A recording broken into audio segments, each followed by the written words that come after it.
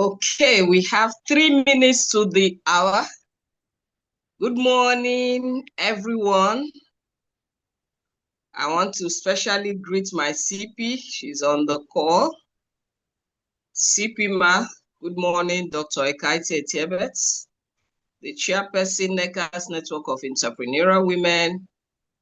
I also like to greet Professor Kehinde Umezudike, the head of healthcare sector of New Lagos chapter. I also want to greet our very seasoned panelists this morning, Professor Donna Umezi and Dr. Afolabi Oyakperu. I'll be reading their profile at the right time. So we have 2 minutes to the top of the hour. Our panelists are very, very busy professionals. For them to be with us this morning, we don't want to spend more than is necessary. So we start exactly at 10. So I'm watching the time. So I hope I'm very audible. You can hear me well. Admin, please stay with me. If I'm not audible, kindly alert me. Okay, so today, this conversation is about the World Oral Health Day with the theme, Oral Health and Wellness. A happy mouth is a happy life. So that's what we'll be talking about today. So it's 10 o'clock. It is 10 o'clock. We are starting right away. So the national president of NEW, NECAS Network of Entrepreneurial Women, distinguished members of the National Executive Council, the chairperson, NECAD Network of Entrepreneurial Women Lagos Chapter, esteemed members of the Chapter Executive Council, our distinguished panelists, valued members of NEW, our invited guests, ladies and gentlemen. A very good morning to you all. My name is Uloma Nkemakolam. I am the Public Relations Officer of NEW Lagos Chapter, and I have the privilege this morning to serve as the moderator of today's discussion. We will be exploring our theme, which is Oral Health and Wellness. A happy mouth is a happy life. This is in celebration of the World Oral Health Day. Through engaging and practical conversations with our esteemed professionals, I will encourage all of us to be very attentive, take notes, and actively participate as we unpack how oral health can impact our overall well-being, especially as women entrepreneurs. This conversation, because it's by NECAS Network of Entrepreneurial Women, our very first call is the women, but not to say that the men are not welcome. At least every man here, if you don't have every man here has a mother. And then some have wives, some have sisters, aunties. So anything concerning women will concern you as well. So having welcomed all of us, I want to invite the chairperson, New Lagos Chapter, Dr. Ekaite Etiebet, to take the opening remark. Dr. Ma, I yield the mic to you.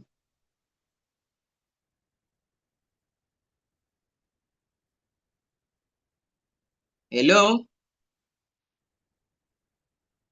Wana?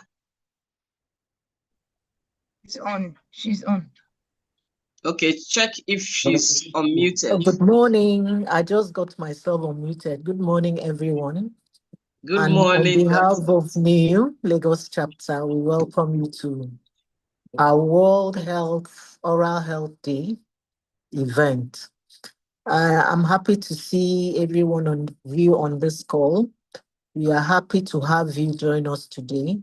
Our theme, oral health and wellness, reminds us that taking care of our mouth is important for our overall health and confidence.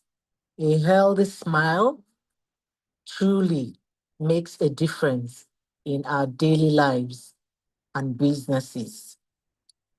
A mouth that you are comfortable with without pain makes you go ahead with a very effective day and your businesses run well. Believe you me, having a toothache is a great distraction. So I want to especially thank our professor in the house, our head of sector, healthcare sector, Professor Kehinde Umezidike, for bringing up this initiative. I also want to especially acknowledge our distinguished speakers, Professor Donna Chioma Umesi and Dr. Folabi Oyaperu. Oyaperu, I hope I got it right. I haven't murdered your name. You did very well, ma. Thank you. Thank you for coming on. I encourage every one of us to listen, learn, and take useful tips you can only apply. You know, this is a women's network, but we encourage men. I encourage you to invite your husbands to join as well. Yes, women are peculiar because I know that there are a lot of changes that we have, especially in the different stages of a woman's life. Whether you're premenopausal, menopausal, or postmenopausal, there are many changes that occur. And I'm happy that the professors are in the house to help us cope. So at New Lagos, we are committed to supporting women, not just in business, but also in living healthy and balanced lives. Thank you for joining us. I wish you a very insightful session. God bless you all. Thank you. Thank you so much, my CP. I want to sincerely apologize. I missed something very important, and that is opening prayer and the national anthem. So we take opening prayer. I would like a volunteer to please kindly, we pray in NEW. We recognize both the Christian religion and the Islam. So, but anybody can pray. So if you're willing, please kindly indicate and unmute and pray for us. After that, please admin, you will play the national anthem. Do we have a volunteer? Please quickly, we are very mindful of time. Do I have any other EXCO on the call, Lagos chapter? Please kindly help us to pray.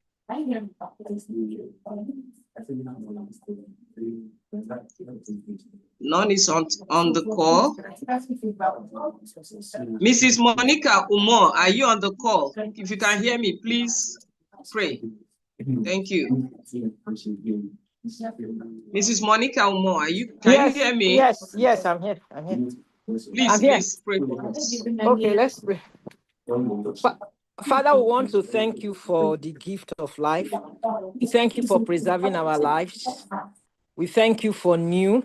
We thank you for this opportunity for this seminar. We say, be thou exalted, Lord, in the name of Jesus. We want to commit today's deliberations even unto your hands. We ask that, Lord, that Holy Spirit divine, you will teach us new things to help us to take care of our health totally, Lord. In Jesus' name I have prayed. Amen.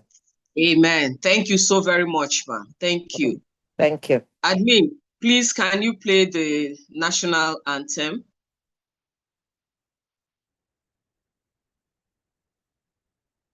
Admin.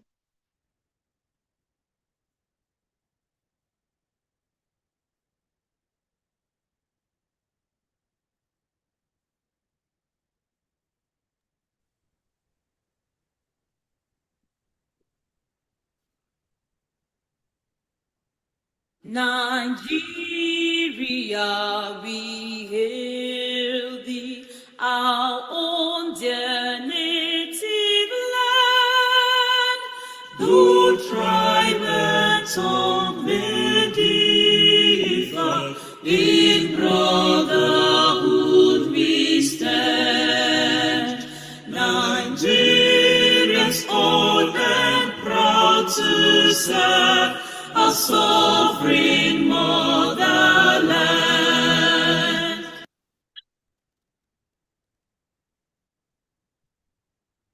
Thank you very much. So we go right ahead now to invite the head of sector healthcare of NECA's Network of Entrepreneurial Women, Lagos chapter, Professor Kehinde Umezudike, to take her opening remark. Over to you, Prof. Thank you. Thank you so very much. Good morning, everyone. I'm just so glad that today finally has come, and it brings me great joy that we are discussing this topic. So as I proceed, let me respectfully stand on all the established protocols, while specially acknowledging the presence of the National President of NEW, Mrs. Olufunke Kuyoro, distinguished members of the National Executive Council, the chairperson, NEW Lagos chapter, Dr. Ekaiti Etiebet, who has really been so supportive, the esteemed members of the chapter executive council, our distinguished panelists, Professor Donna Umesi and Dr. Afolabi Oyapero, and our moderator, Dikine Suloma. Distinguished members of NEW and invited guests, ladies and gentlemen, it's indeed my pleasure to warmly welcome you to this panel discussion organized by the healthcare sector of NEW Lagos chapter to celebrate and commemorate the World Oral Health Day 2026. The date actually was March 20, Thursday last week, on Friday last week. But because of the public holiday, we decided to have this seminar today. So our theme, oral health and wellness. A happy mouth is a happy life. Is both simple, but it is profound at the same time. And it highlights the importance of oral health as a vital part of our well-being. And as you must all agree with me, if anybody has had toothache before, you appreciate that it could be disruptive, you know.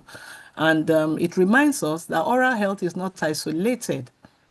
It is deeply connected to our confidence, our productivity, you know, and our overall quality of life.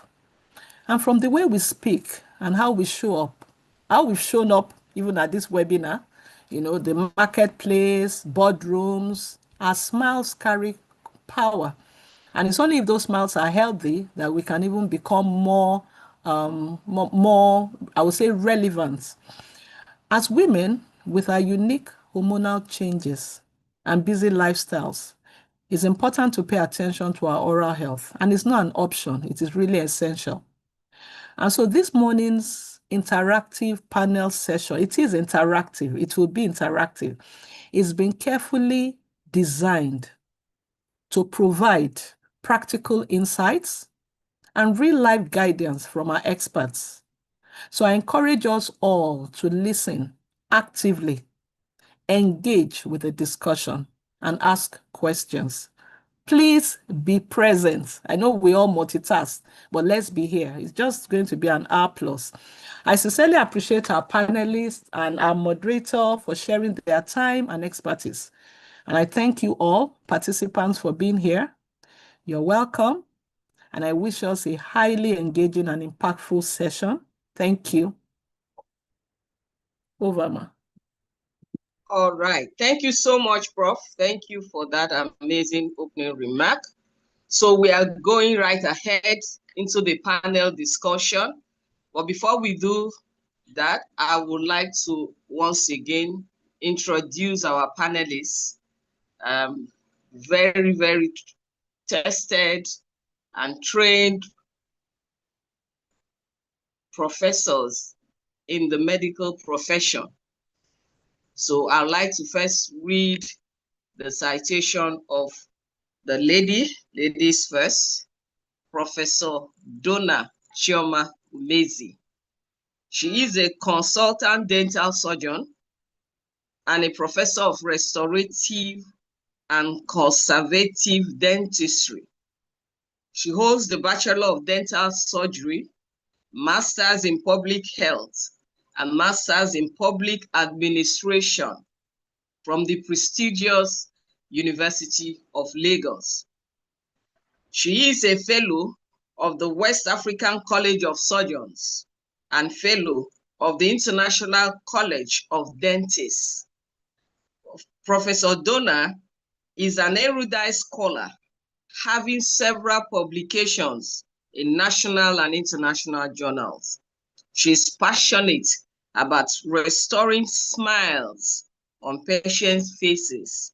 She's also passionate about restoring smiles to people's faces through acts of kindness and charity.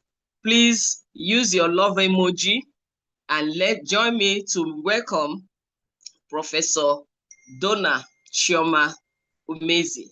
You're welcome, ma. Please kindly say a word before I read Dr. Afolabi's citation. Hello, ma. Can you hear us? Yes, ma'am. I hope you can hear me. Yes, ma. We can hear you. Thank you very much. Thank you. So, thank you. Shout out to the members of NEW, the president, ESCO, and other members and guests here present. I hope you're already smiling, and I hope you will smile better at the end of this. Thank you very much. Thank you so much, ma, for accepting to be on this panel today, considering how busy you are, ma. Thank you. So I'll go right ahead to introduce Dr. Afolabi Oyakperu. I hope I got it right. So Dr. Afolabi is an associate professor and a consultant in dental public health of Department of Preventive Dentistry, Faculty of Dentistry, Lagos State College of Medicine. He has Masters of Public Health from the Lagos State University, Bachelor of Dental Surgery from University of Lagos. His professional qualifications and certifications include Fellowship of Medical College in Public Health, awarded by National Postgraduate Medical College of Nigeria, FMCDS, Dr. PH, and National Mayo Clinic, Rochester, United States, Tobacco Treatment Specialist Certification Training, Certified Provider 2020. His recent work experiences, Associate Professor and Public Health Consultant, Lagos State University College of Medicine. Policy Drafting, Lagos State Ministry of Health. Yes, so much. So I'll just, because of our time, Policy and Primary Oral Health Care. His many awards include Travel Award and Best International Poster Presentation at the NIDA International Forum, Montreal, Canada, June 2024. Global Bridges Full Scholarship for Mayo Clinic, Nicotine Dependence Center, Rochester, TTS Training 2019. He's a member of many international organizations, and of course, the Medical and Dental Consultant Association of Nigeria, International Collaborator, Global Bridges, Mayo Clinic, Rochester, USA. I have with me very, very seasoned, very, very loaded professors of dentistry. So please join me to make welcome Dr. Afolabi Oyakperu. You're welcome, sir. Please kindly unmute and greet the house. Doctor, sir. The kind introduction. I don't know if I'm audible. You're audible now. Okay, I count it a great privilege to be a male facilitator and participant in this meeting of great women in business, in science, and all of that. So I think you searched the whole of Nigeria and you felt I was the most qualified male to be present here. So I want to say I'm very, very grateful to have been invited, and I believe that we'll have a very impactful session. Thank you very much. Thank you, sir. Thank you again. Please, I want us to please use your emojis and make welcome Dr. Afolabi. They are very busy. He's even supposed to be at his own program in celebration of the World Health Oral Day. So we'll do this very quick so that they can all go. So we have some questions that we'll be asking our panelists. And like Professor Kainde has said, we want to make it very interactive. So we will ask them some questions and then give room to you, our dear participants and our dear members, to also ask them questions, all right? So I will go now, I will ask Dr. Donna the first question. And so, man, when you're answering, if it's possible to turn on your video, that would be very good. So we have segments. This first segment, we'll be looking at oral health and overall wellness. In fact, when I was told about this, I was very excited. Not that because I'm going to moderate, no, that New Lagos chapter is looking into oral health and teeth. Because for me, for some, like recently, I guess it's the menopausal syndrome. I've had challenge with my teeth. So I'm going to be listening attentively from our professionals and getting their tips on how to, live a happy and smile. If your teeth is paining you, it's not a good place to be. So this first segment will be on oral health and overall wellness. So I'm going to ask the first question to Dr. Donna, Professor Donna.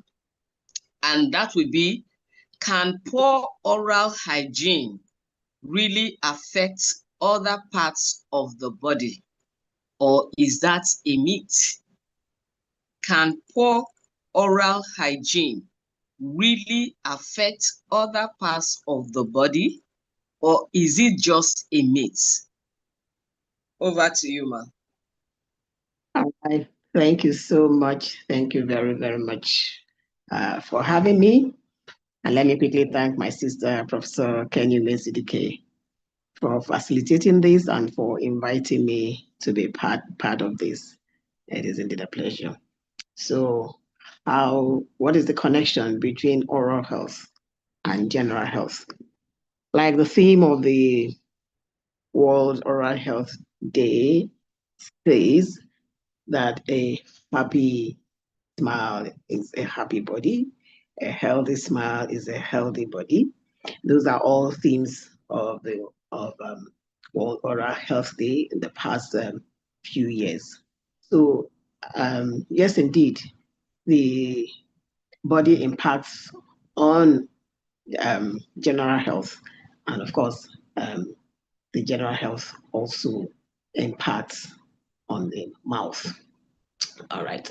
So the World Health Organization has a description for health where it says it's a state of complete well-being, not just absence of disease. Okay. So how then does your oral health impact on your general health? We know that the mouth is replete with organisms. There's so many organisms in our oral cavity. You won't even imagine the number of organisms there. Most of them are what we call commensals. That is, they live in harmony with us, we live in harmony with them. But sometimes when there's a breach or an imbalance somewhere, okay, some of them can then become quite harmful to the mouth and also to the body. And so there's been association between the mouth, diseases, respiratory diseases, heart diseases, the diseases of the intestines, and so many other organs and organ systems of the body, okay, can be impacted negatively by the oral health. Let's see, what other aspect of that question did you want me to answer? So I asked my yeah, you is what you're saying. So it's not a myth. It's not a myth that poor oral hygiene can affect other parts of our body. Oh, no, no, no. There is no myth there. It is a reality. Okay. If you have poor oral hygiene, you're not taking good care of the mouth, then definitely it will impact negatively on the rest of health. That is a truism. That is true. Quite true. Thank you very much, ma'am. Yes, thank you very much. Yeah. So that's it. It impacts. So thank you. So we must take care of our oral hygiene and take it very seriously. Dr. Afolabi, sir, this goes to you. How does gum disease relate to serious conditions like heart disease and diabetes? How does gum disease relate to serious conditions like heart disease or diabetes? Dr. Sir, did you get my question? Yes, I got your question. Thank you very much for that question. The first thing I want to mention is that every part of the body is connected. And in the past, different segments of the body were seen or treated in isolation. And like Professor Umesi was mentioning, I want us to see the structures of the head and neck. Of course, it applies to all the structures in the body as in 4 dimensions. The first dimension is the structural components. That means the bone, the soft tissues, and all of that. And in medicine, that's what we call anatomy. Then we have the functional components. Then that is the movement, the speech, and all of that. Then the third is the fluids, all the fluids like saliva, blood, serum, and all of that. And the fourth one I want to mention are the microorganisms, which are the bacteria and all of that. Now, talking about heart disease and diabetes mellitus, the first thing that happens is that there is a change in the structure of the mouth. When somebody, for instance, has diabetes, the tissues become more friable. The blood vessels that some things that the blood vessels in the mouth were not allowed to be filtered before, they are now filtered, and the barrier is sort of removed. And so some of those organisms that are in the mouth, they enter into the bloodstream. I'm trying to say it in as simple language as I can. And so some of those bacteria, when they enter into the bloodstream, they can enter into the heart. For instance, it has been shown that just by brushing in the mouth, a little bit of bacteria enters our mouth and goes into the bloodstream, but it's not really that harmful. But for people that have a tendency for heart disease, when those bacteria go into the bloodstream, they can go into the heart valves and they stay on the heart valves, they damage the heart valves, they can make the person to have different kinds of conditions, some of them like problems with the heart valves, problem with the lining of the heart and all of that. The same thing with diabetes. Even it has been shown that when some of these bacteria, when they enter into the bloodstream, the drugs that patients that are diabetic are using, those drugs are not as effective as they should be. And that is why if somebody is diabetic, you cannot stay away from your dentist. Even if you know somebody either on this call or somebody that is a family member or a family friend that is diabetic, you'll find out that that person, the teeth are shaking or they are falling out. And I talked about the structure at the beginning. The bones become weaker and the teeth, they begin to move within the bone and they begin to fall out. that is not synonymous with aging. It's actually a lot of disease. And you can actually see it extend to other body systems, you know. And so people that have diabetes or people that have a tendency for heart disease, they should pay special attention to their oral health, and they should not be far away from their dentist. Wow. Thank you very much, sir. So what it means is that those with these conditions, whether heart diseases or diabetics, they are susceptible to gum diseases. Yes, ma'am. Yes. Yes, Go but ahead. it's actually a two-way relationship, in the sense that the gum disease can actually predispose to or worsen the diabetic status. While diabetes on its own, because of the high level of sugar in the blood, I'm just trying to say it in simple language, it's not as simplistic as that, but the high level of sugar in the blood allows elevated amounts of sugar in the gum pockets, and actually affects the healing of the gum. Of course, we also have problems with the blood vessels and so many other things. So it's a two-way relationship. If somebody is diabetic, the person will have gum disease. If somebody has gum disease, it can predispose the person to having diabetes. And if the person is borderline, if the blood sugar control was poor before, it can actually trip the person to become a full-blown diabetic patient. Wow. Wow. Wow. Thank you very much, sir. Wow. So the long and short of it is that anyone with that condition should be close to their dentist because of the medications and how to manage it. They should have regular dental checkup. Yes. All right. Thank you very much. So I'm looking at my time. I would like to, if we have more time, there are still more questions I could ask on that. But I think let me ask Professor Donna this, because we have a lot of women entrepreneurs on the call, and they have to deal with a whole lot of things. You know, women are already, we have a whole lot on our plates, mothers, wives, grandmothers, right? And they are running businesses. And some are pastors in churches, you know, so many things they are doing. So I want to ask, how does stress, especially from business and daily life, affect our teeth and gums? Is there a connection? If I'm stressed up, will it affect my gum and my teeth? This is amazing. Prof. Ma. Thank you very much. Yes. Shout out to the women for all the different roles that they play in life.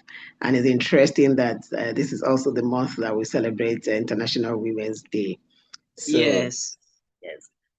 So women really have a lot on their plate, like you said, right?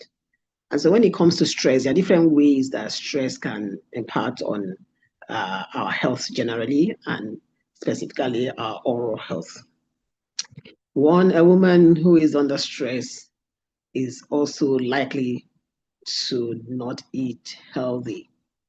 You're more likely to feed on snacks, sugary stuff, you know, and some even indulge in comfort eating, you know, and all of that is not good for the health generally, but definitely not good for the teeth. The teeth are then exposed to more sugars, and there's the possibility of developing what we call dental caries, tooth decay, and ultimately holes in the teeth, which could even progress further to get into the pulp. So here, stress is inviting wrong eating habits, which is translating to dental caries, which is translating now to having to go for fillings. And if it gets very bad, to go for extractions and then replacement and all of that. Okay, so that's one of the ways that stress can really impact on our health. And of course, there's the issue of the different hormones that the body produces when under stress. Okay, and some of these hormones can also have a negative impact on the oral tissues, on the gums.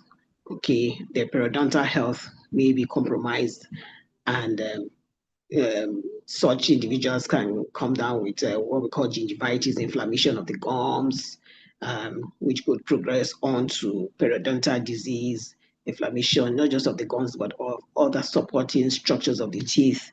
Okay, so those are some of the ways that stress can impact negatively, okay, on oral health. So periodontal disease, dental caries, okay, and of course, when people are also under stress, some may even indulge in things like tobacco, smoking or chewing, and other kinds of substances, and this could also impact on the health on their own, and even locally in terms of causing things like discolorations and so on. People begin to take a lot of coffee and stuff like that. And apart from the effect on general health, it also impacts the oral health. So really, stress definitely plays a big role in what happens to our bodies.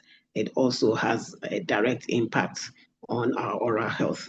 And of course, the people may begin to experience things like bad breath due to some of the substances like smoking, chewing tobacco, and stuff like that, and perhaps not paying attention to oral health, okay, because they're more focused on the things that are causing them stress at that time.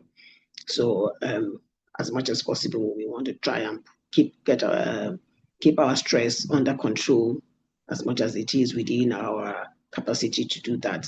And above all, our stress response, we need to pay attention to our stress response. I'll stop here. Thank you. Thank you so very much, Ma. Thank you. You know, I've had, some of my friends do tell me that when they are stressed, there are some that say when they are stressed, they tend to eat more. So putting things in the mouth, just chewing something. So what you're advising is that we should watch it at that time. And I heard you say snack, you know, a place like Lagos, you're on the move most of the time. And when you get hungry, you want to quickly get something, biscuits, you know, sausages. So you're telling us that we should reduce on them. And then fizzy drinks too, carbonated drinks, that all of that also predispose to erosion of the teeth, tooth wear, and all of that. So there's a whole lot that can actually go wrong, okay, when people are under stress and they begin to react to the stress. Thank you very much, Ma. So we go along. Ladies, are we here? Please, if you're in this conversation, you didn't log in and move out, please, I want some emojis. Drop something on the chat room, a question you would like to our professors to answer. Please, let's be engaging, because to get these very experienced professionals to come talk to us, to see them, you know now, when you go to even if it's the teaching hospital, to see a consultant surgeon, the money no be here. So this is the time you can ask your question. Drop it on the chat room so that they can answer for us. Thank you so very much. So I want it to be very, very engaging. Let it not be, because we are still going to give you time to ask questions, but this is the time. There may be something that is been bothering you. Please drop in the chat room. So this time we are going to go, because, you know, earlier when Professor Kenny was welcoming us, when she was taking her opening remark, she talks about hormonal changes. And for us women, we thank God for who we are. There is a whole lot that happened in our body, from teenage years, you know, when the first menstruation starts, and the pre-menopausal stage, the menopause, and the post-menopause. So many hormones changing. So here now we are going to take some questions. We ask our professor some questions concerning women, their hormones, and oral health. So I go to Dr. Afolabi, sir, and I would like to ask, how do hormonal changes affect a woman's teeth and gums? How do hormonal changes affect a woman's teeth and gums? Thank you, sir. Yeah, thank you very much for the question. Now, if you recall, when I started answering the last set of questions, I mentioned the structure of the mouth, I mentioned the function, I mentioned the chemicals or the liquids, if you can put it that way, and I also mentioned the organisms. And I want us to always have that at the back of our mind when we are looking at those changes. Now, the main hormones, the major hormones that women have are estrogen and progesterone. And at menarche, when the woman starts to menstruate, at during pregnancy, and then at menopause, there are different changes in the levels of all those hormones. Now, those hormones in a woman, they are responsible for so many things like the bone density, the muscle mass, and so many other structures that occur in the woman. They are also responsible for certain functions, if I can put it that way. Now, at any of these times, for instance, let me give an example. Right from menarche, some of us have children that are just they are starting to enter into puberty. You can find out that they can start bleeding from their gums. Girls that are 10, 11, 12, we tend to see them in the preventive clinic, and we just assure the mom that your child's hormonal profile is changing, and that is why she's bleeding more, not because there is anything wrong with her, especially if she's doing the the brushing properly. Now, the same thing happens in pregnancy. You know that the women, they get nauseated, they bleed from their gums, and so many other things. But focusing on menopause, what happens is that the kind of chemicals that makes the bone mass to reduce, those chemicals are produced, we call them osteoclasts. But like I said, I want to keep it simple. Those chemicals, they are upregulated, they are produced more. And the chemicals that make the bone density to increase, they are actually produced less. And so what you find out is that women, they tend to have reduced bone mass. That's why some of the time, if you look at our grannies, it looks as if they are shorter, you know, and the grandchildren are that, and they are taller than them, because even the vertebra and the bones of the back, they have actually reduced in density. So the same thing happens in the mouth. And so you find out that for those that it can lead to the teeth falling off, it can lead to a lot of changes in the bone density. Those that are wearing artificial teeth, it can make those artificial teeth to be loose. And then at the same time, it can actually predispose to gum disease, where the teeth are shaking, bleeding, and all of that. And so it's actually very, very important. Some of those changes, you cannot actually totally stop them, but there are certain things we can do, because it's not only the structural. I mentioned the structural, there are also changes in the chemical. One of the changes is reduced salivary production. Some of us just see saliva as that fluid in our mouth. Saliva is more than that. Saliva plays about 10 major roles. One of the roles it plays is, for instance, we know that it contains digestive enzymes. If you're eating carbohydrates, they will not be properly digested if you don't have enough salivary production. They contain lysozymes. These are things that fight bacteria. They contain immunoglobulins that fight bacteria. And so when there is reduction, because as people enter into menopause and as they age, there's reduced salivary production, that can lead to a change in the other component I mentioned, which is the organisms. Professor Mason mentioned at the beginning of our explanation that we have commensals in the mouth. Those are good bacteria. By the way, we have more than 700 species of bacteria in our mouth. And that's why sometimes they say human bite is more dangerous than dog bite. We have a whole gamut of bacteria in our mouth. But when all these changes now begin to take place, we have the bad guys, the bad bacteria becoming more than the good bacteria. And that is why you find out at that stage, people start having tooth decay, but not the kind of tooth decay that you have on top of the tooth. You can start having it at the neck of the teeth because of the reduced salivary production. Of course, you have the gum disease and you have the teeth falling off. People say it's synonymous with aging. No, it is not synonymous with aging. It is synonymous with the changes, not only due to the hormone, but also due to aging.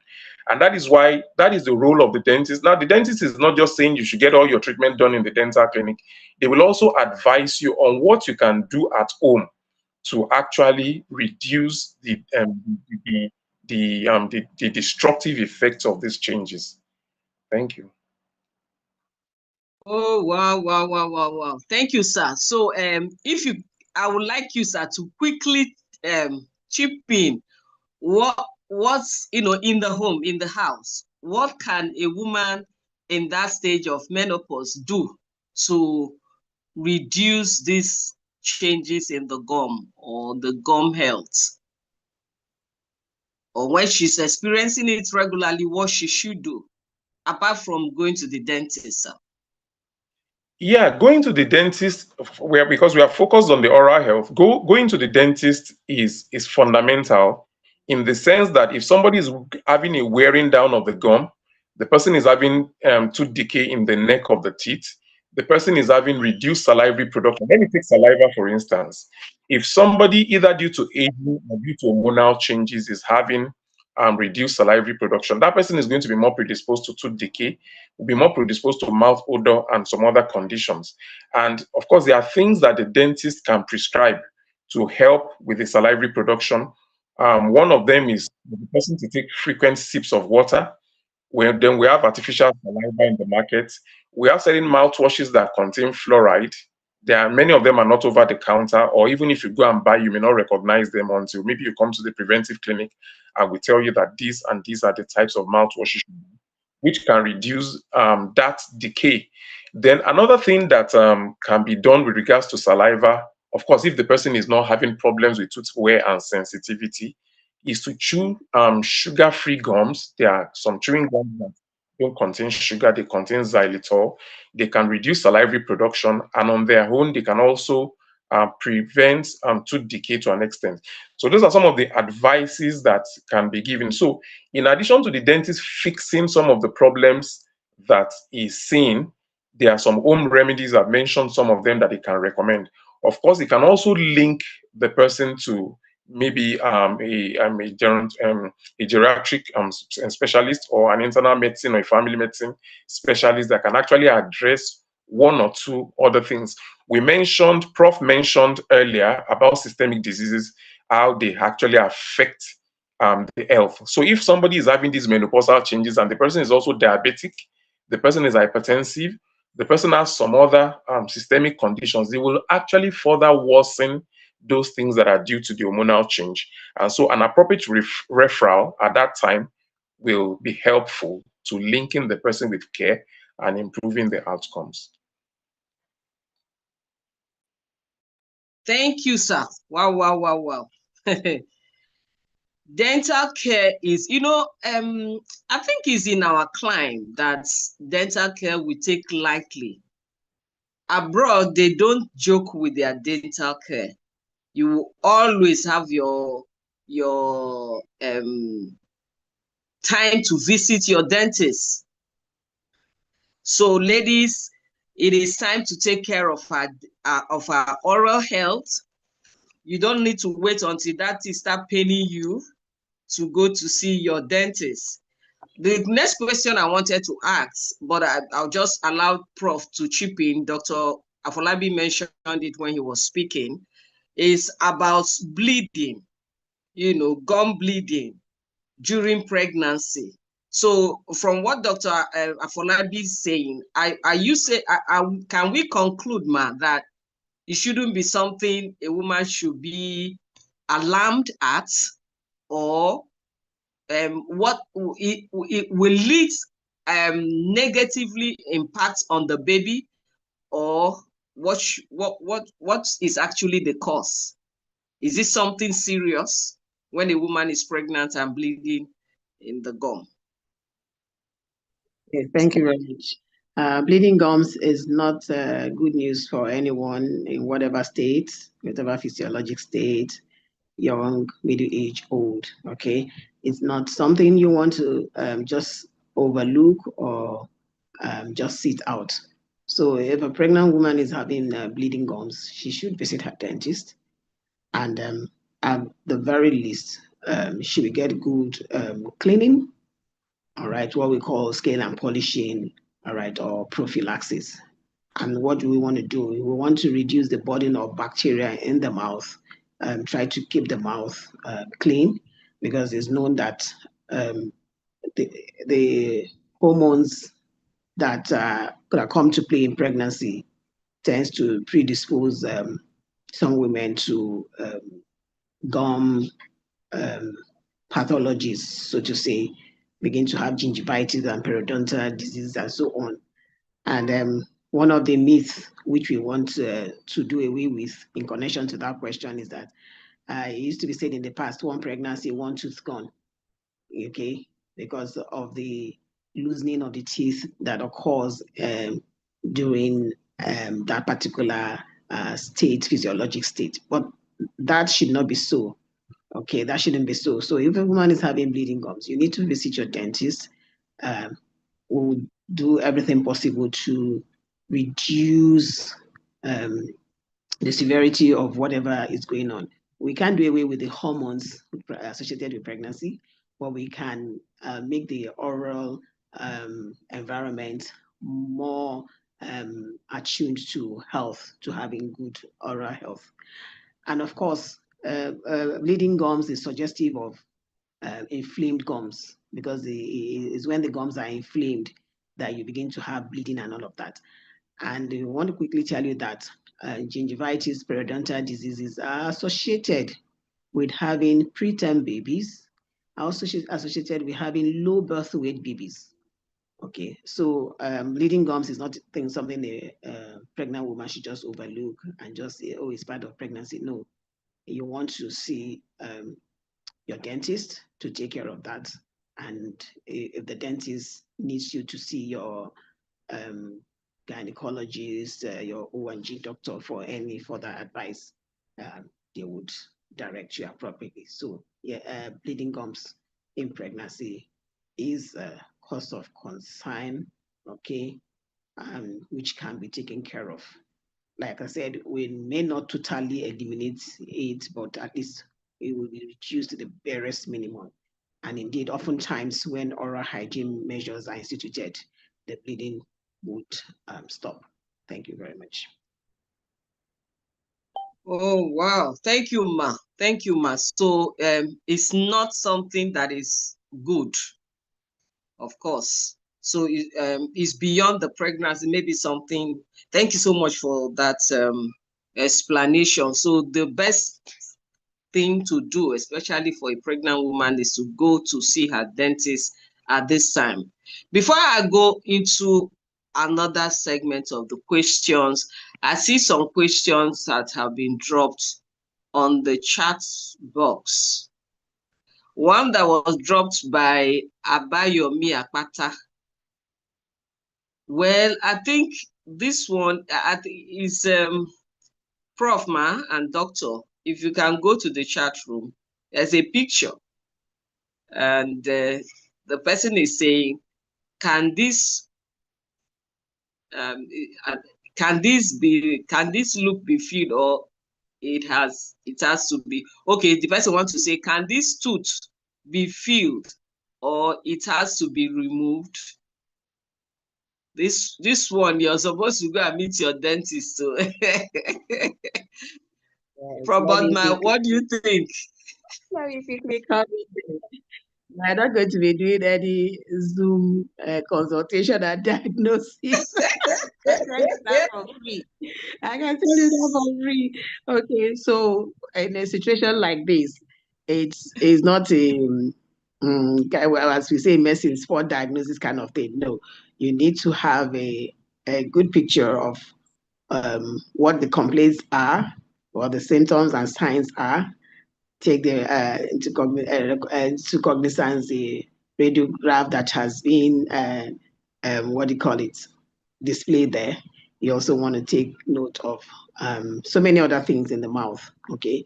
The state of the oral hygiene and what have you, and putting all of that together, the dentist will then be able to come up with a treatment plan as to if that tooth can be saved or if it has to be extracted. When we say saved, there are many ways to save a tooth, okay? And a filling can save a tooth. If it has gone beyond filling, if it needs a root canal treatment to clean out the dead or diseased tissue in the tooth, that can be done. If it needs to have a crown put on it to cover what is left of the crown, that may also happen. But if it has gone beyond all of this and it needs to be extracted, then it would be extracted and a replacement would be advised, which could be either a denture, a bridge, or an implant. So no quick fix answer there. You need to see your dentist. Dr. Yakwa, Thank you, what ma. do you say? Thank you, ma. Dr. Yakwa, are you going to extract the tooth on this Zoom call, or are you going to feel it? Over to you. Well, there's no way I can give a contrary treatment plan to what you have done, because you have actually summarized it beautifully that the patient is presenting a picture, but there are so many other things to put into context, which we've not done an investigation, some investigations, a thorough examination, and all of that. So it's better to present in the clinic to have a proper evaluation. Yes. So, Aminu, you can reach us. I'm sure you are one of our. Did you join this call through our Facebook ad, Aminu?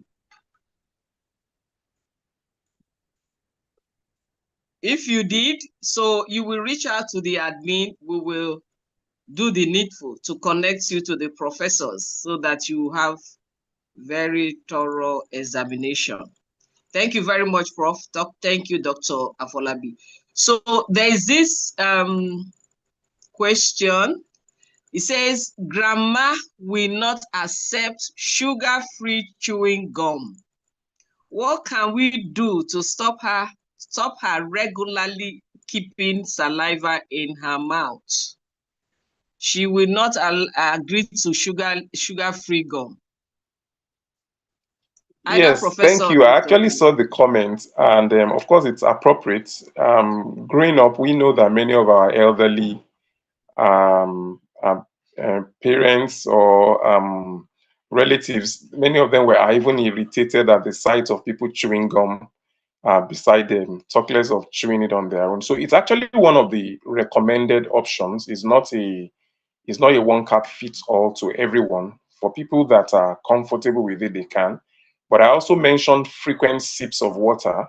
And when we talk about frequent sips of water, it's not large volumes. So, many of them have mobility issues. So you don't want them to be having the urge to urinate and going to the loo frequently. So just little sips frequently. I also mentioned that we have artificial saliva.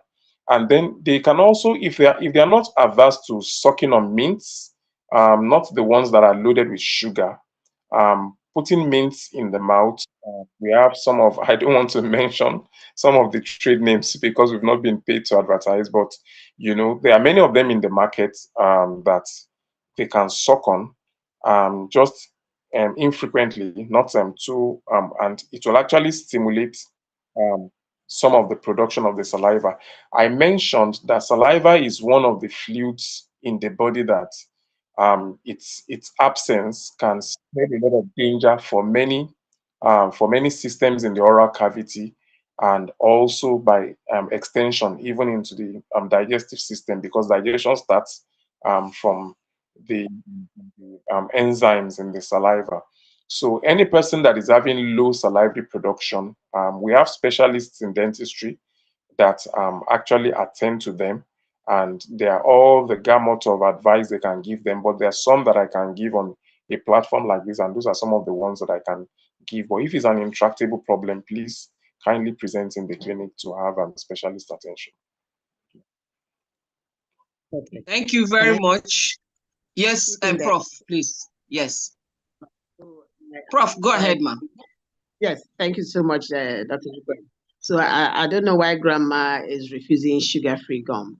If she's used to the regular chewing gum that has sugar, then you want to assure her that the chewing gum you're going to give her to also taste sweet.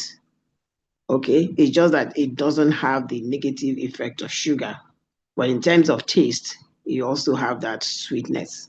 All right, so it takes very little time to get used to chewing the sugar-free gums because I mean they're also sweet. Okay, so if it's about sweetness, reassure her that it will also feel sweet in her mouth, but it will be more protective.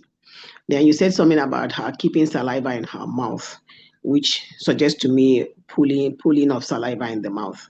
So one of the things you need to do is to first ask, does grandma have dentures in her mouth? Okay, if yes, then she will need to visit her dentist to see the state of the dentures. The dentist will assess it and determine if the dentures need to be changed. Because if the dentures are not, because of course, over time, the dentures may get ill-fitting. They may have been fitting very well initially, but because of the changes that occur in the mouth, Dr. Yakwero has made reference to bone loss and all of that, the denture will become ill-fitting, okay? And it no longer holds up the corners of the mouth as it's supposed to. And so we begin to have saliva pooling in the mouth and maybe even drooling of saliva. So a visit to the dentist, I think, will help to shed light on what exactly the problem is. Okay, so that would be it. And then you also want to note what medications grandma is on. Are there any medications that may predispose to that? Usually it's the opposite. Most of the medications will cause reduction in saliva production, like some of the drugs given for hypertension, which a lot of some elderly people begin to experience as they get older, okay, can cause a reduction in saliva production, and then that will be causing dryness, which Dr. Yakwero has also alluded to, having to take sips of water or having a saliva replacement. So grandma definitely needs to visit a dentist to, Hello, Prof. I hope you can still hear me. Your sound. My sound, okay. I don't know. Can anybody hear Prof? I hope you've been hearing me all this time. Is that better now? Is that better? We are hearing you, Prof.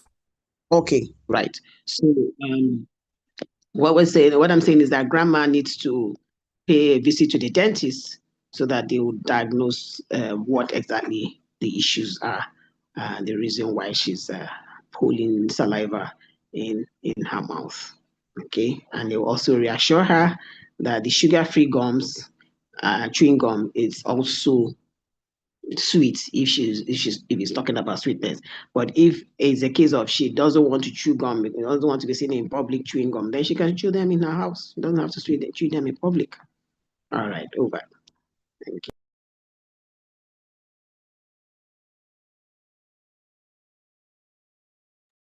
Is our moderator still here?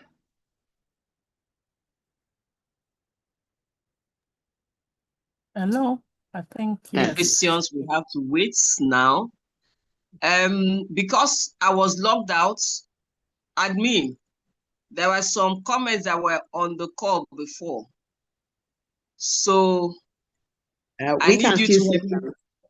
Yes, ma. There was somebody contributing, then somebody asked another question. So if you can see if you can see that, Prof, you can take it, ma. I'll quickly attend to. So somebody said I heard tooth whitening isn't good and it's being discouraged. I also heard scaling and polishing exposes the gum of the teeth. Different conflicting information on social media. What do we believe? Okay, right. Okay, so here's the thing.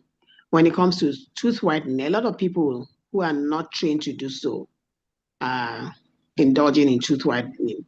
We have beauticians trying to do tooth whitening and all of that.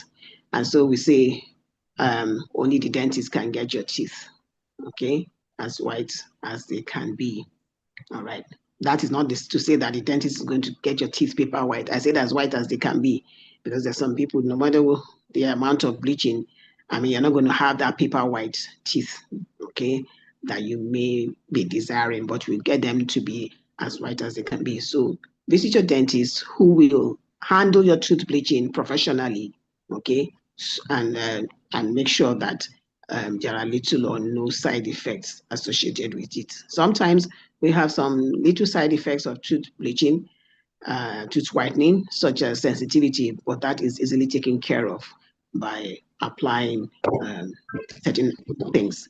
Scaling and polishing ordinarily does not expose the gum of the teeth. What scaling and polishing would do is to remove the calculus, the tartar, the deposits that were on the teeth and perhaps on the gum. And once it is removed, then what is underneath the deposit is now exposed. And sometimes the poor oral hygiene, the calculus and what have you, have actually caused the gums to recede from the tooth or teeth.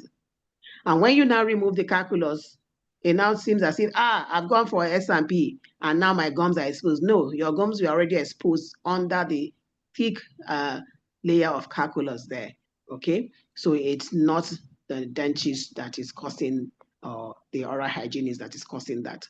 Rather, it is a function of what was in the mouth that has come to light. And after the S&P, warm saline mouthwash and a few other things may be recommended. And oftentimes the gums can return back to the state where they're supposed to be. Or some other times they may not return there.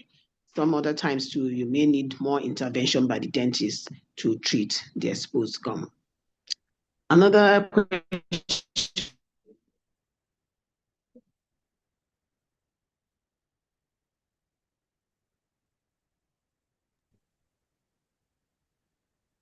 Prof, it's muted. Oh my goodness. Prof, yes, because I No. wasn't hearing. Oh, I'm not muted. Maybe I'm not speaking loudly. Can you hear me now? Okay, we can hear you now, ma'am. Okay, all right. I hope they had my other explanations. Okay, right.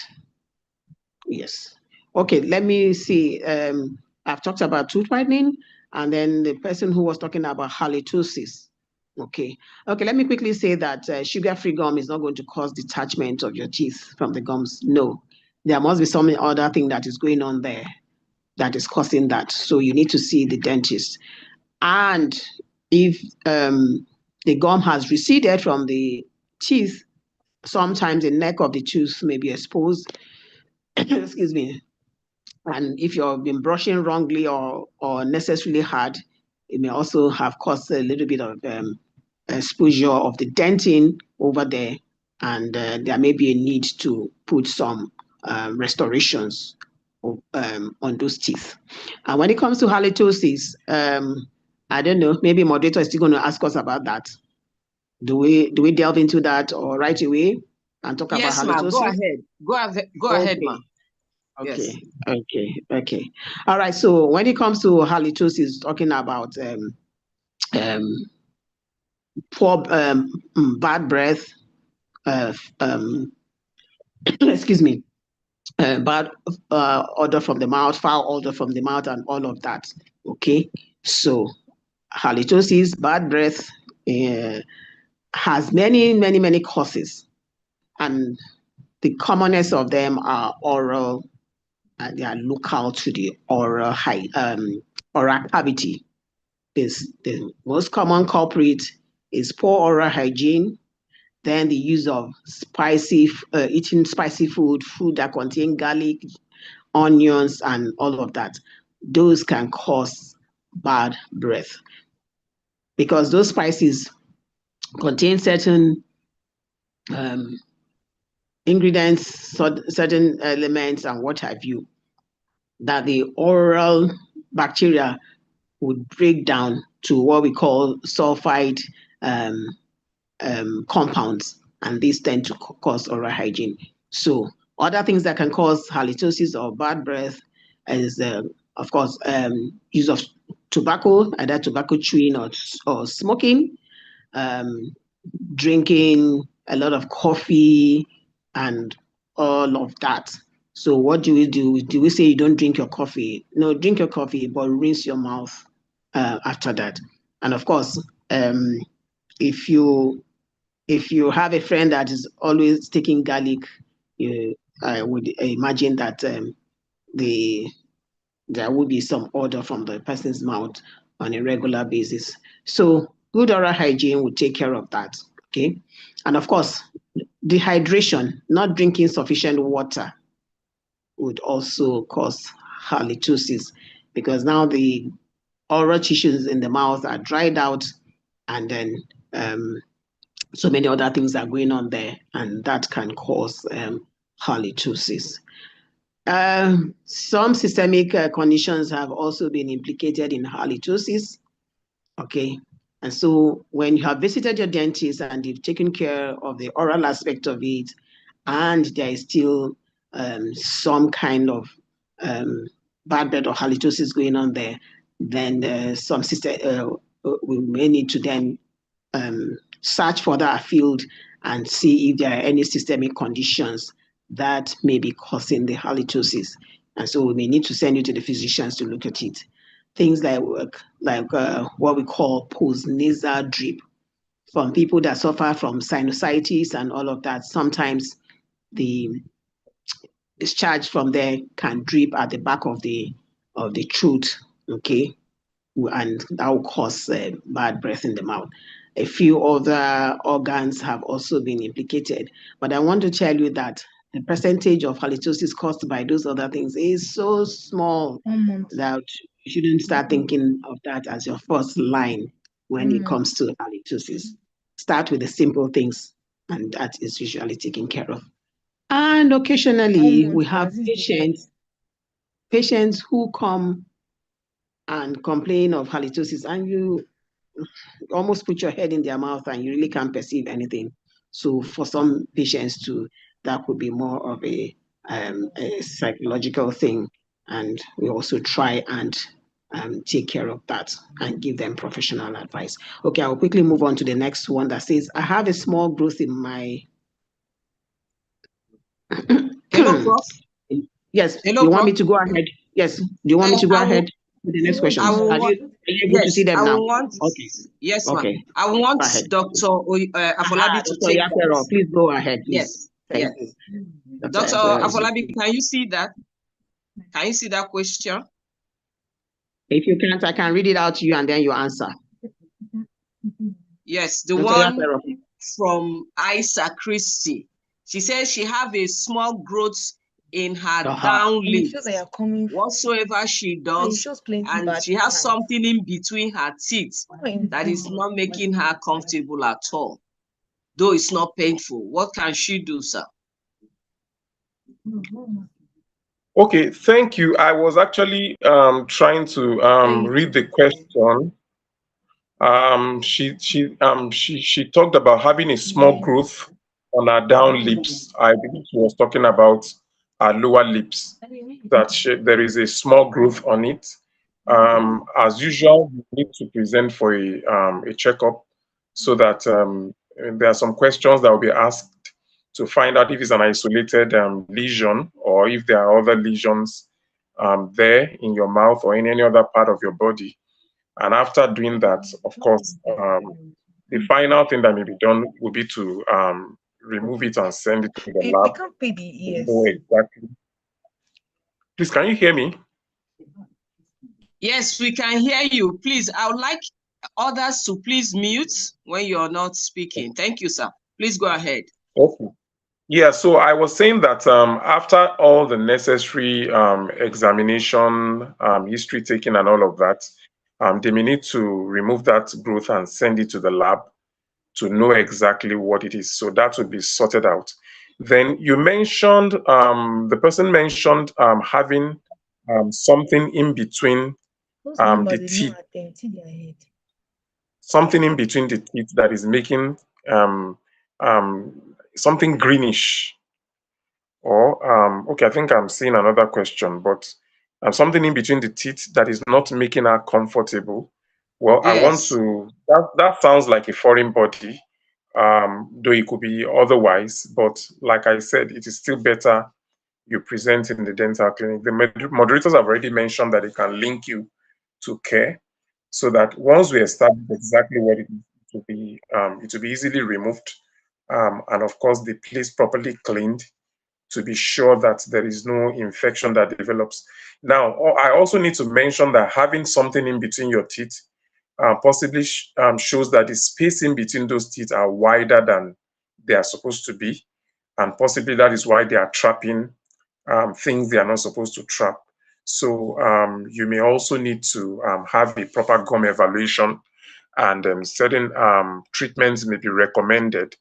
But there are some habits that you also need to eliminate. A habit that is very popular in our environment is the use of toothpicks, which actually widens the space in between the teeth in the gums and allows it to trap debris and all of that.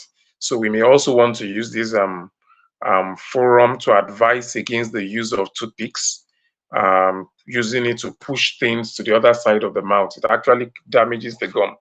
So you may want to resort to the use of dental floss or flossers, in addition to using them to clean your teeth.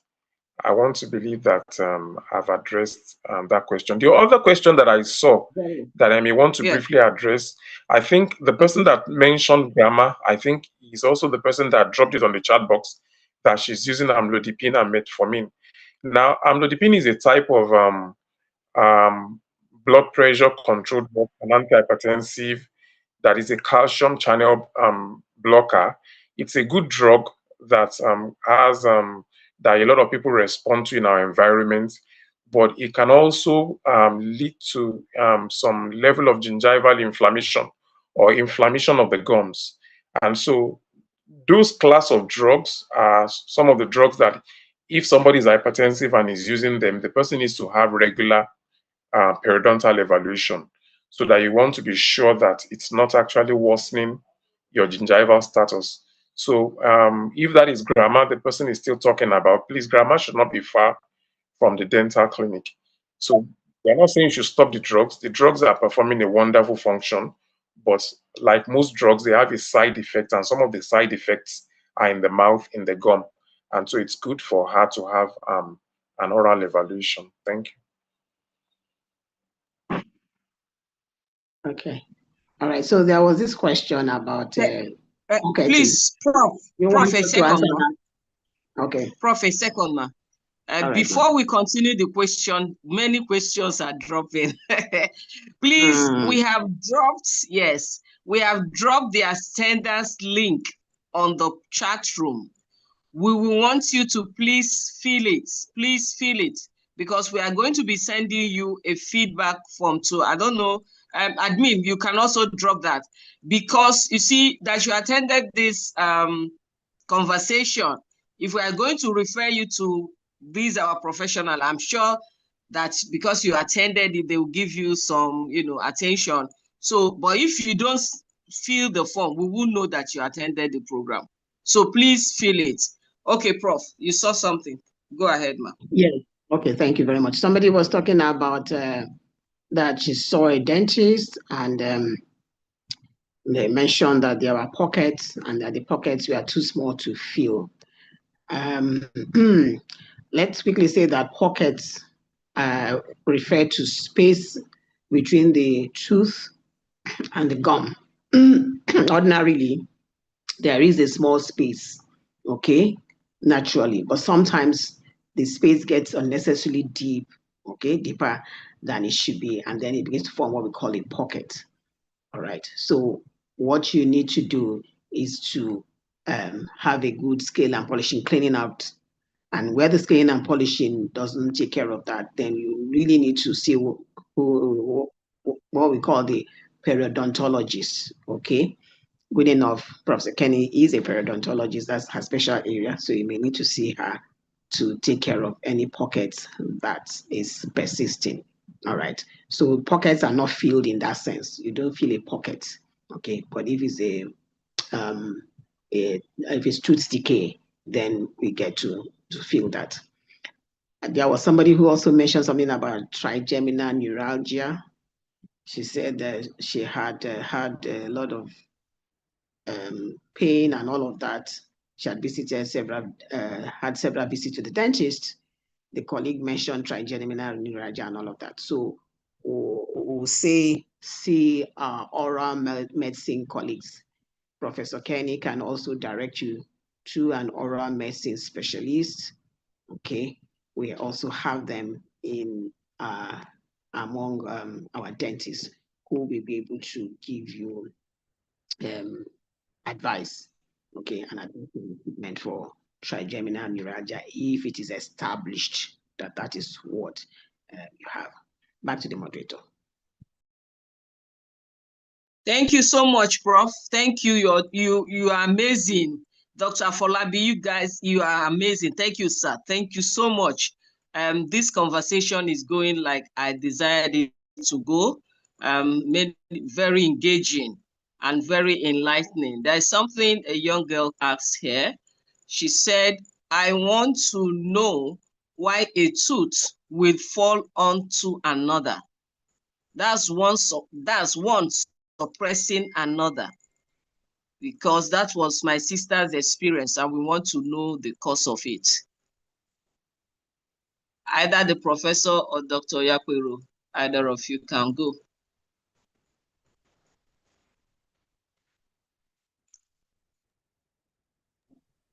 Yakwero, are you there? You want me to take this? Okay, so I really want to understand what you mean by a tooth falling on the other. What will usually happen is that sometimes when the teeth are erupting, they tend to become what we call impacted. Okay, so their path of eruption is not straightforward, and then they tend to lean towards another tooth, and then it's like they're oppressing or suppressing the other tooth, like you said. So again, we will say visit the dentist. They will have a look and be able to diagnose what exactly is going on. And where if there are no hidden pathologies and it's just a case of tooth crowding, then you will be referred, or he or she will be referred to an orthodontist.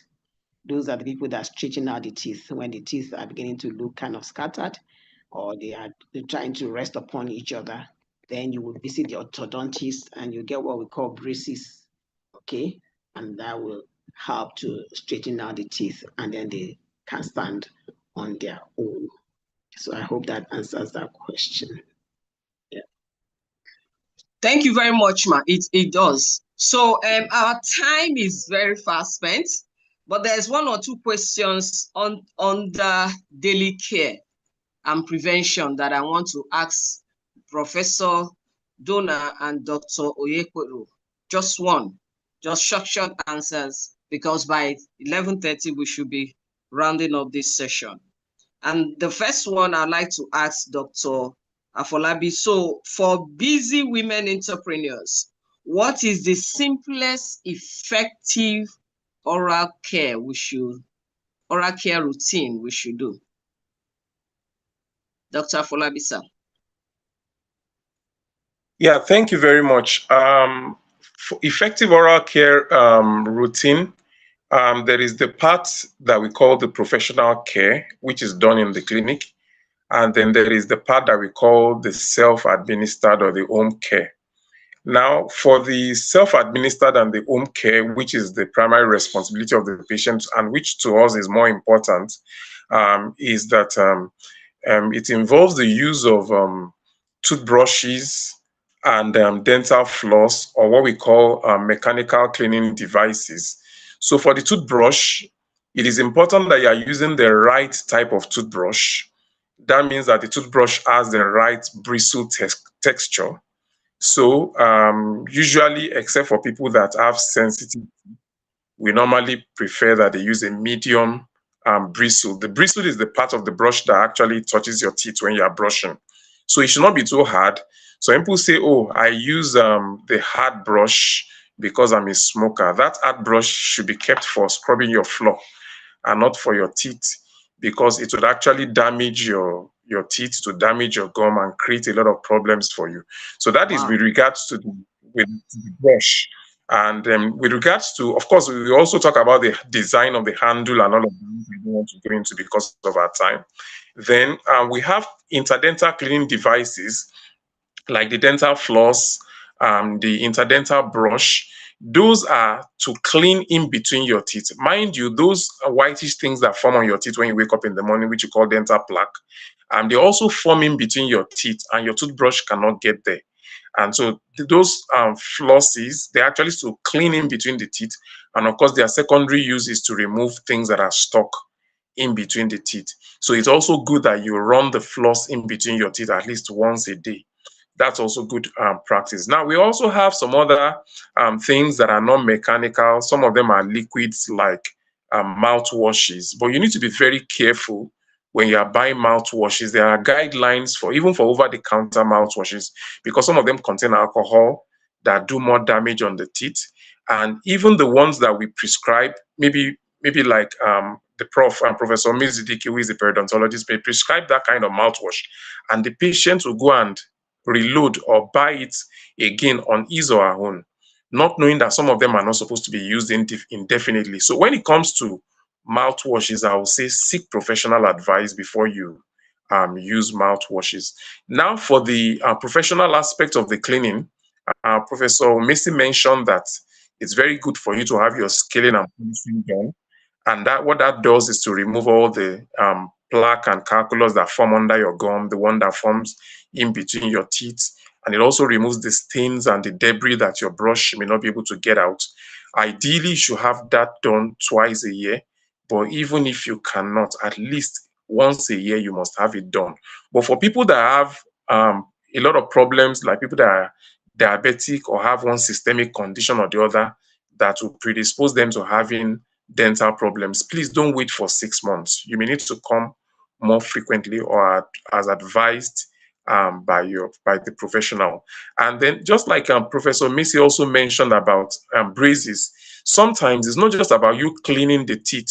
Sometimes there are some defects like the overlapping teeth that one of the participants mentioned.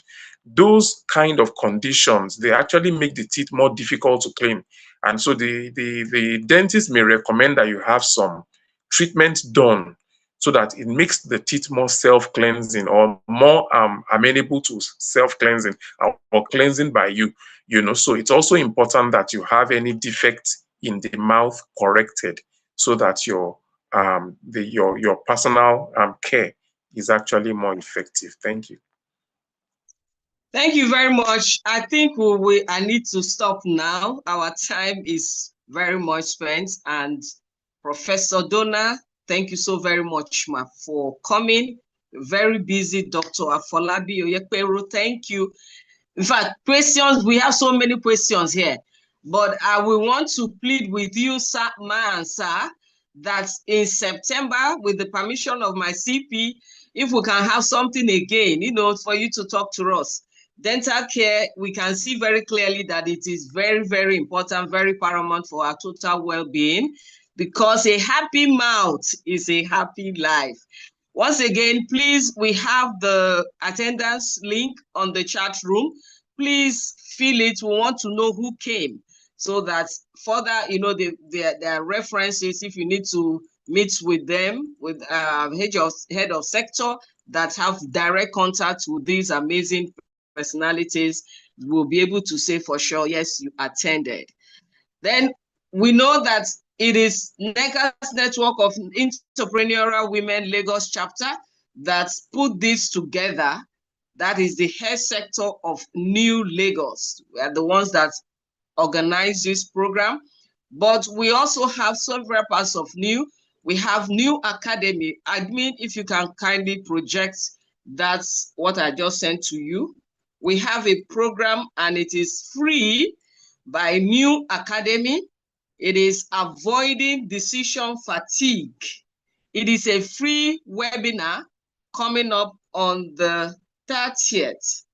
That is on Monday, 30th. It is free because New Academy, most of our seminars are paid for, but this is free. And if you're an entrepreneur out there, you cannot afford to miss it. How your daily decisions support vision and strategy.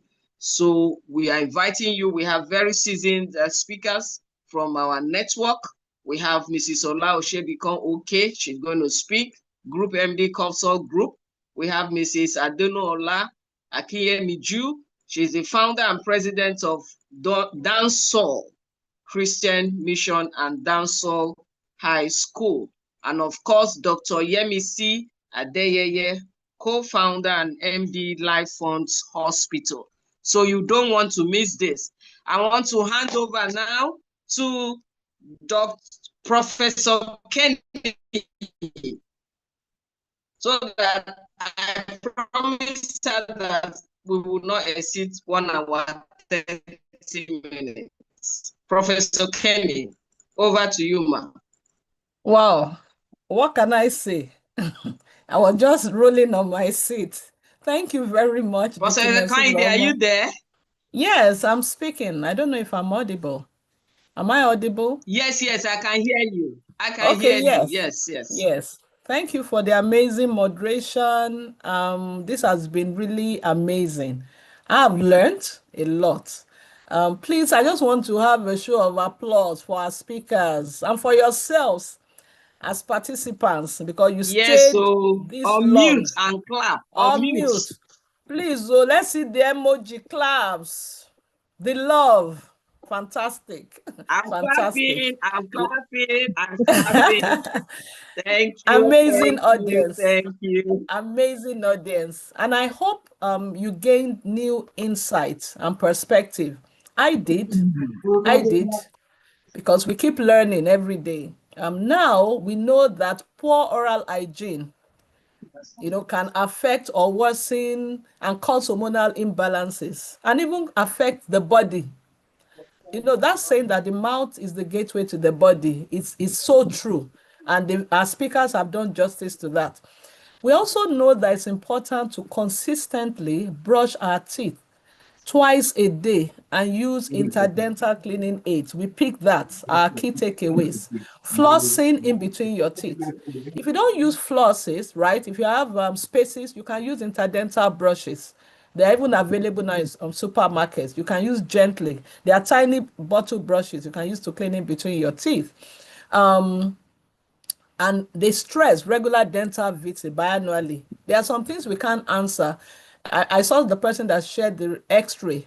It's a bit difficult, but to just decide whether the tooth can be saved or filled. But I think one thing is important, and I think they stress that you can actually keep your teeth. There are different treatment options now. You don't have to lose your teeth, provided you present on time. So regular dental visits biannually are crucial at all major life stages. It's not just for the young, for the middle age, for the old, all of us, even for our children also, because all this will stabilize, our hormonal balance. So on behalf of the healthcare sector, NEW, and my chairperson, who has been so supportive. When I told her that we want to have this, to commemorate the World Oral Day, she was just like, go for it. She really encouraged me and all of us. So on behalf of the healthcare sector, NEW, Lagos chapter, and our chairperson, I wish to thank everyone, our esteemed speakers, especially Professor Donna Umesi and Dr. Oyakbero Afolabi. They are very busy people, but they made time because of the value, they place on health. And we want to thank them for sharing their insightful and practical knowledge with us today. Your contributions have truly enriched this conversation and deepened our understanding of oral health, which is a vital part, of overall wellness. And I want to appreciate our moderator for today, who has made this truly interactive and engaging and exciting too. Now, this conversation can go on and on, but like she said, we have to stop and perhaps continue our discussion later in the year. We have another program coming up, a big program, September to Remember, to which you are all invited. This is an early invitation. No, don't travel then. Take your leave, be around. It's a one-day program, and you're going to learn not just about oral, you're going to learn about general health, and it's usually interesting. To our distinguished participants, you've been amazing. We appreciate your time, your presence, your engagement, your questions, and your willingness to learn and invest in your health is actually something I commend, and it's empowering.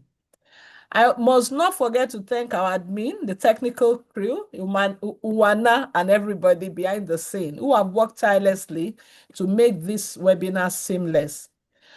This is not just a conversation, it's actually a call to action. And I want us to take decisive steps today, and do something different, something new, something, that will move your health, your oral health, even forward. Take that step today. And so I thank you all for being a part of this highly impactful session. Have a wonderful day ahead, and please stay well. Bye for now. Bye for now. Thank you. Please, another Thank you clap very or much. emoji. Love. Thank you, Prof. Thank you for coming, ma. Thank you, Dr. Folabi, for coming, sir. Please ensure you Thank you fill the very much for attendance having sheet. us. Thank you. Thank And have a you. We lovely appreciate you.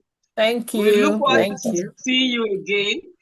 Yes. And of course, anyone with any dental issues, you can see we have people we can reach out to. Thank you. Thank you very much. You. Thank you, my Thank CP, you. for allowing me to do this. Thank you, Professor Kenny, for allowing me to do this. It's a wrap. Thank you, Wana. Thank you. God bless you all. Bless you. Bye. Bye. Bye. Bye. Bye.